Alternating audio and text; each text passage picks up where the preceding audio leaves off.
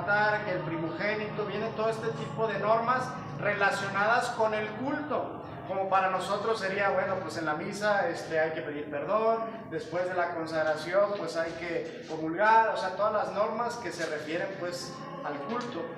Ahí mismo en estos 4 bloques, no sé si es el código deuteronómico, creo que ese es el que habla de cómo se debe de construir el templo y ahí los arcos que debe de tener, entonces se refieren a esto, todas estas normas y leyes de la construcción del templo, de las normas del culto al altar o en el templo, y también las normas de vida, que fueron los primeros 10 mandamientos. Miren, en la construcción del libro del Éxodo intervienen varias tradiciones. La yavista, eso no lo anoten, nomás para escribírselo, o si quieren anotarlo. Yavista, eloísta, sacerdotal, no. Yavista, eloísta, sacerdotal y deuteronomista. Deuteronomio habla de la sangre, ¿no? También. De hecho, ahí también es donde encontramos, creo, lo de los... Ah, no, lo de los tatuajes es en... Levítico. Levítico, me acordé. Ahora, el idioma que está escrito en estas tablas, como no es. Esto, creo que esto era arameo y hebreo. El de Deuteronomio padre habla de los sacrificios y holocaustos. Sí. Gracias. Creo que hebreo ha sido el pueblo la lengua del pueblo hebreo. En este género fueron varias tradiciones las que intervinieron, es decir, 2 modos o 4 modos de interpretar las leyes de Dios. Hagan de cuenta que era el mismo pueblo de Israel, en diferentes momentos, de diferentes culturas, interpretaban las leyes de Dios. Y no solamente las leyes de Dios o las leyes de la vida, sino también las leyes del culto, las leyes de los sacrificios, las leyes de la construcción del santuario, que también se encuentra ahí. Fueron 4 tradiciones las que intervinieron para que se formara esta parte de la ley o la Torah. El tercer género, el género que sigue es la profecía. Dice, este género profético es propio del Antiguo Testamento, dice, y podemos distinguir 2 tipos. Ahí le van a poner en el primer cuadrito. El primer tipo de profetismo que encontramos en el Antiguo Testamento es el oral. Le ponen ahí en el cuadrito el profetismo oral. El segundo tipo oral. El segundo tipo es el profetismo escrito.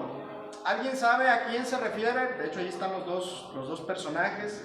El oral, ¿a qué personaje se refiere el profetismo oral? Abraham, el primero. Y Moisés, el segundo. Entonces ahí le ponen Abraham y Moisés.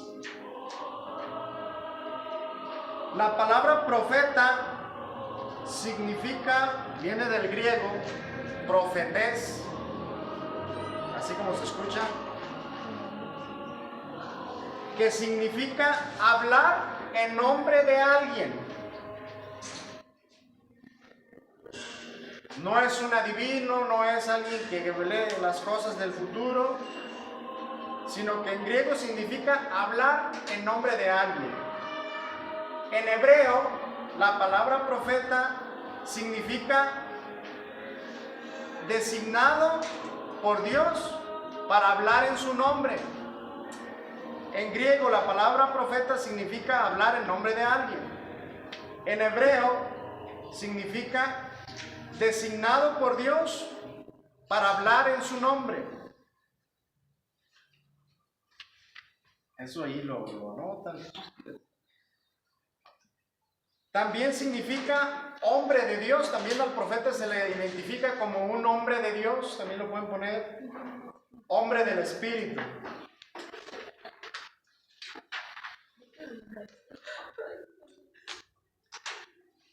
Los profetas de tipo escrito, en la página ya 14, encontramos a varios.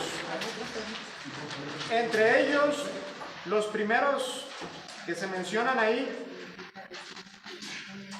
¿quién creen que sean? Si los otros fueron los patriarcas, Abraham, ¿sí? Y Moisés. Los de tipo escrito, Isaías es uno, también le pueden poner. Isaías es el primero. Ahí le pueden poner, el primero aquí dice Samuel, pero también es Isaías. El segundo, Elías, y el tercero, Eliseo.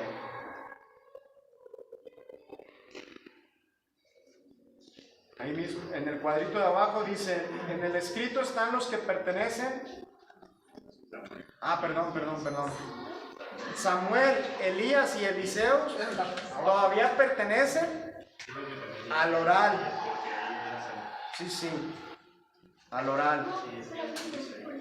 Y ya los profetas que pertenecen o que son de tipo escrito son Isaías,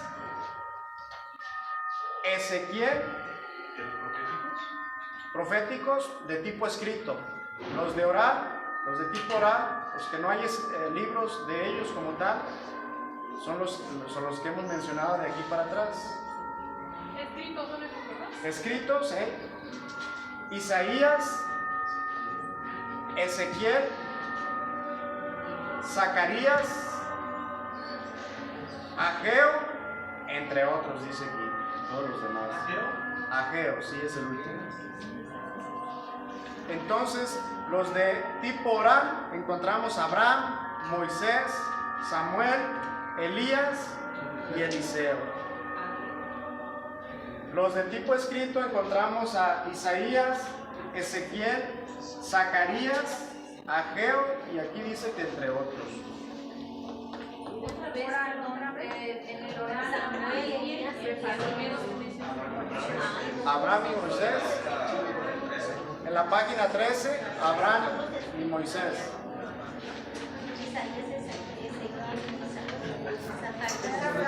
Como nunca hemos visto fotos, es que como nunca los habíamos visto en fotos, no los reconocemos. No nos habían mandado ahí una foto y Moisés y esos fueron los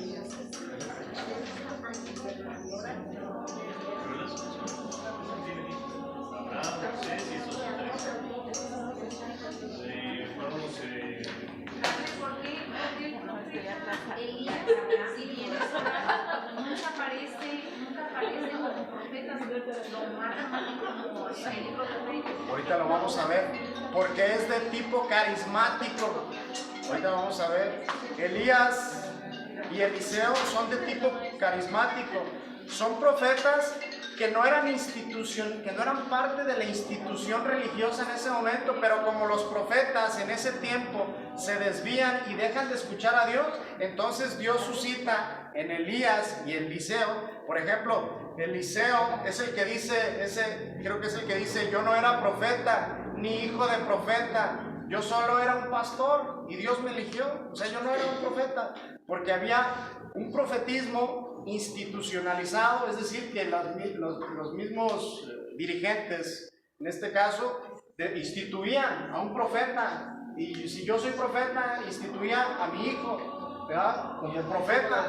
Pero empiezan los profetas a desvirtuarse, entonces Dios suscita profetas carismáticos que no eran parte de la institución para hablar en nombre de Dios, porque en esta época donde Elías es llamado por Dios y Eliseo, Dios los llama para ser profetas, porque los profetas que estaban institucionalizados se habían pervertido y dejaron de escuchar a Dios. Por eso Por eso la distinción, y no los encontramos propiamente como un libro. Padre, ¿qué llaman profetas carismáticos?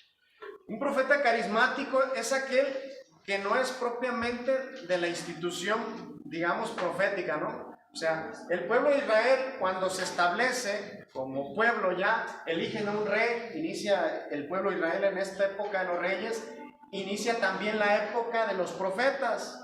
Entonces los profetas son institucionalizados, es decir, elegidos por el pueblo o por Dios, y empiezan pues a suscitar profetas. Es como la religión, pues que la religión que era judía, pues ellos mismos instituían pues a los profetas, eligieron Sí, claro. a los profetas, ¿verdad? Y estos no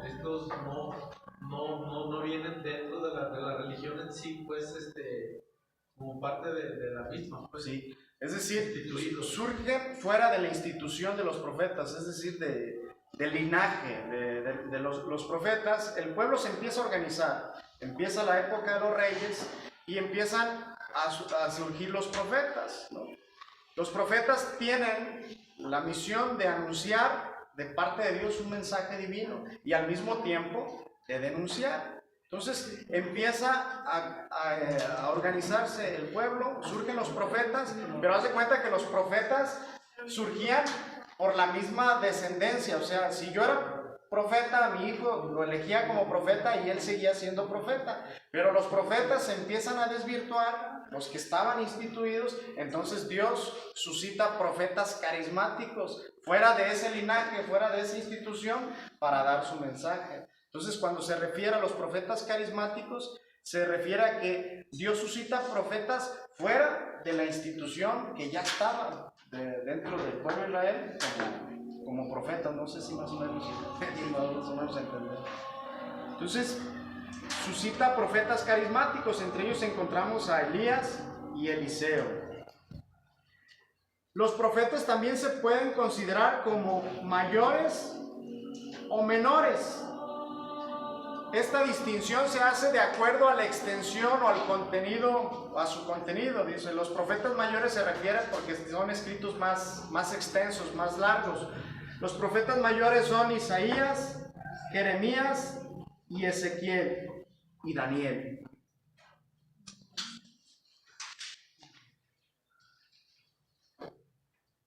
Isaías, Jeremías, Ezequiel y Daniel. Y ya de ahí más todos los profetas menores, todos los demás, de acuerdo a su extensión.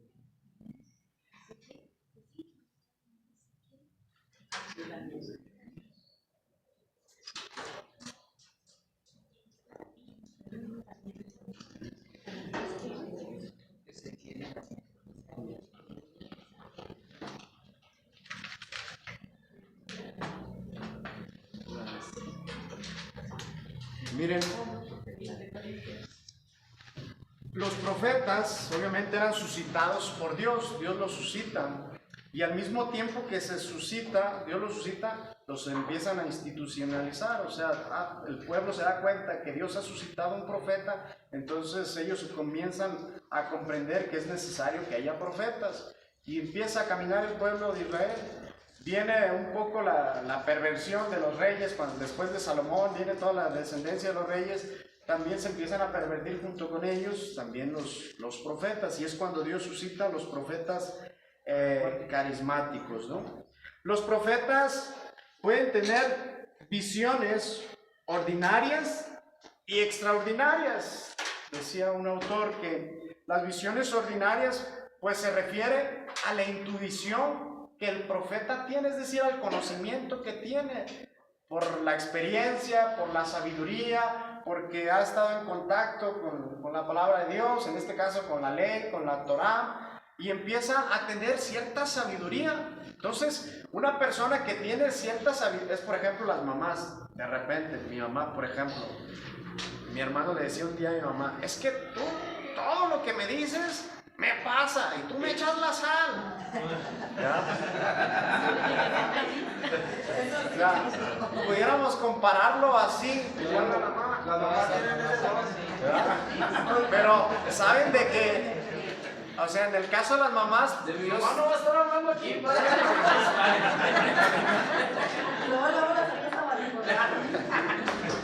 o sea, Dios les da esa intuición. ¿Por qué? Por la experiencia, por los conocimientos que tienen de la vida, por la sabiduría, por todo. Y les da esa capacidad de ver un poquito más allá.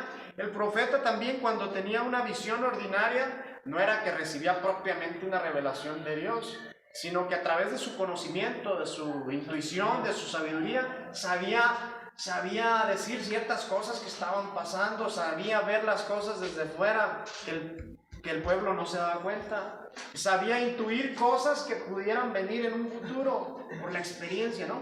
Pero había visiones extraordinarias, revelaciones directas de Dios, ¿no? Directas de Dios, donde el profeta recibió un mensaje directo de Dios. Yo le preguntaba a un profesor de Biblia que si los profetas de repente pudieran haber recibido revelaciones privadas de parte de Dios, donde les daba un mensaje claro, y decía que sí, como de repente sucede.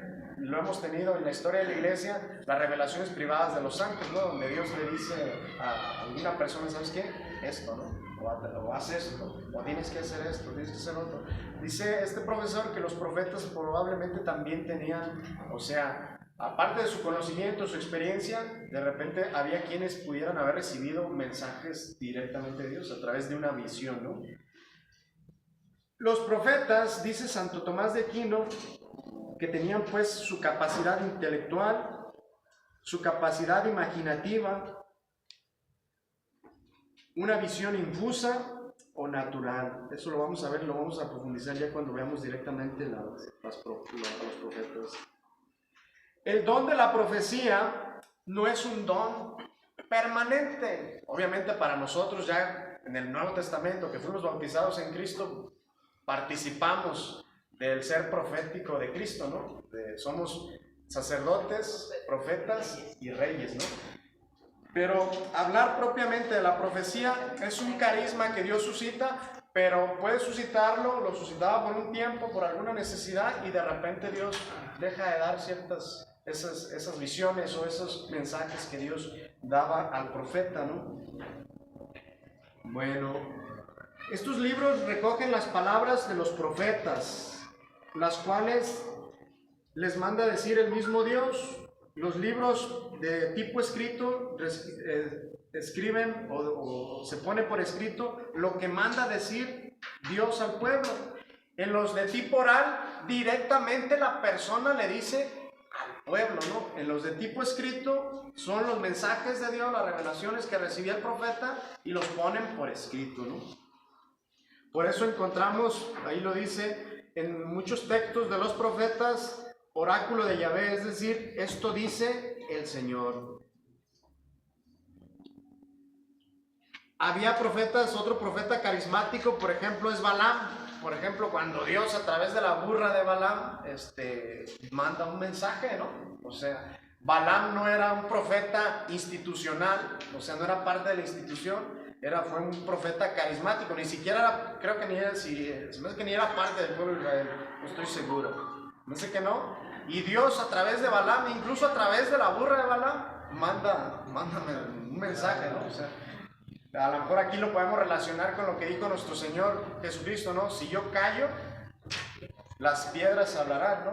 O sea, si no se habla dentro de la institución, pues fuera de la institución, pero Dios continúa hablando. Por eso, fíjense, esto puede tener una aplicación para nosotros como iglesia. Cuando dejamos de escuchar a Dios, Dios va a hablar fuera de la iglesia también. El Espíritu Santo habla también y opera fuera de la iglesia, ¿no? Cuando nosotros como iglesia dejamos de escuchar al Espíritu Santo, el Espíritu Santo va a hablar a través fuera de la institución, ¿no? Esto pasó también con los profetas, ¿no? Miren, y aquí pudiéramos decir más cosas, pero ya vamos a pasar a la siguiente parte para ya terminar. La parte o el género de la lírica. Ahí encontramos, le van a poner en el primer cuadrito los salmos, en el segundo el cantar de los cantares, las lamentaciones en el tercero.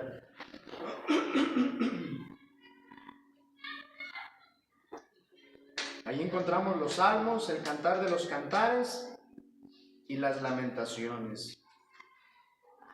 Es un estilo poético en este género de la lírica. Ahí la lírica se encuentra, o este género se encuentra en los salmos, en el primer cuadrito. En el segundo cuadro, cantar de los cantares. Y en el tercer cuadro, las lamentaciones. Cuando en una música, en una canción, en un poema, ¿qué es lo que se trata? ¿Qué es lo que más se resalta? La rima. La rima sí, pero hay otra cosa. El sentimiento, exactamente. O sea, lo que se resalta en una canción, en un poema, en una poesía, es el sentimiento, ¿no?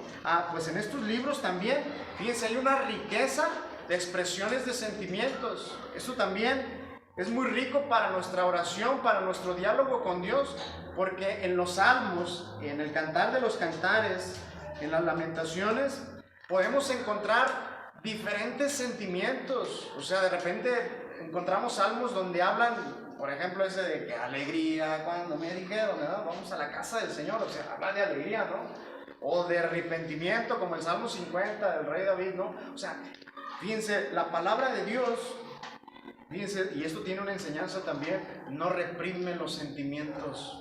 O sea, hay libros, géneros que hablan de los sentimientos porque los sentimientos son importantes en la vida.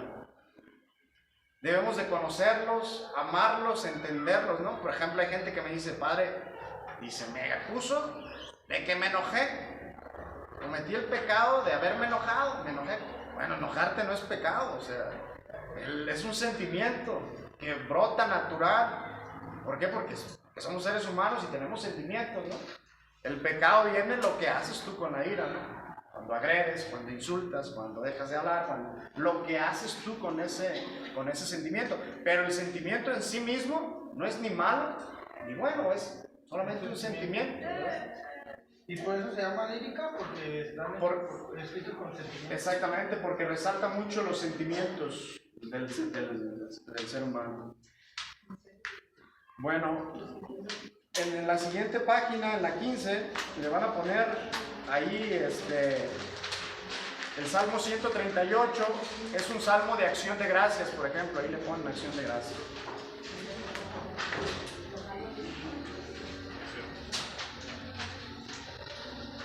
Entonces, Salmo 138, ¿qué le ponemos? Acción de gracia, o acciones de gracias, dice. Es un salmo de acción de gracias. El Salmo 81 es un himno de bendición.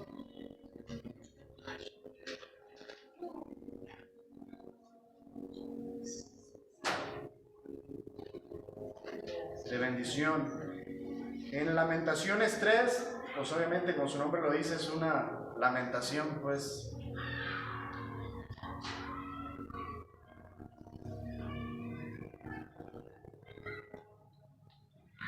Y el cantar de los cantares 2 es un elogio de amor. Fíjense, en este libro habla de que obviamente se aplica del amor que Dios tiene al pueblo de Israel, ¿no? Llevaré a mi amada al desierto y le hablaré como en el principio, y de una forma poética habla como Dios es, o sea, romántico también, ¿no? En su relación con el pueblo de Israel y con nosotros, ¿no? En este libro encontramos un elogio de amor. Bueno, con esto terminamos hoy y ya la siguiente semana terminamos la última parte, las dos partes que quedan, sapiencial y apocalíptico. Estos dos géneros, así rápidamente los terminamos. ¿Hasta aquí alguna pregunta o algún comentario, alguna cosa? La lectura que hizo al principio de ¿dónde la encontramos en la Biblia? Sean compasivos como vuestros padres compasivos.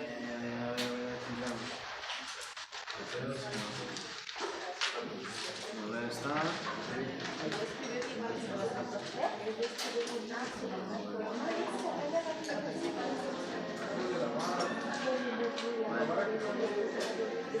Ahorita la busco y la mando al grupo.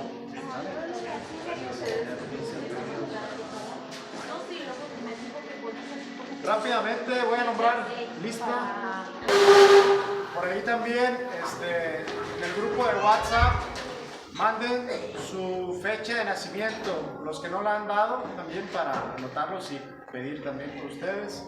Y también para de repente hacer alguna convivencia. Aunque sea nomás el día, no importa que no pongan Como para 11 de diciembre, ¿verdad? En el nombre del Padre, del Hijo y del Espíritu Santo, nos consagramos a la Virgen María. Oh Señora mía,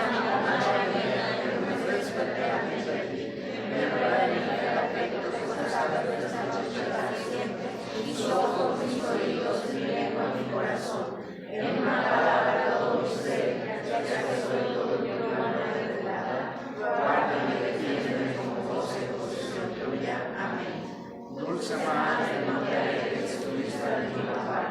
ven conmigo a todas partes y solo nunca me dejes. Ya veremos por regresando como verdadera madre hasta que te diga la hora de los Espíritu Santo.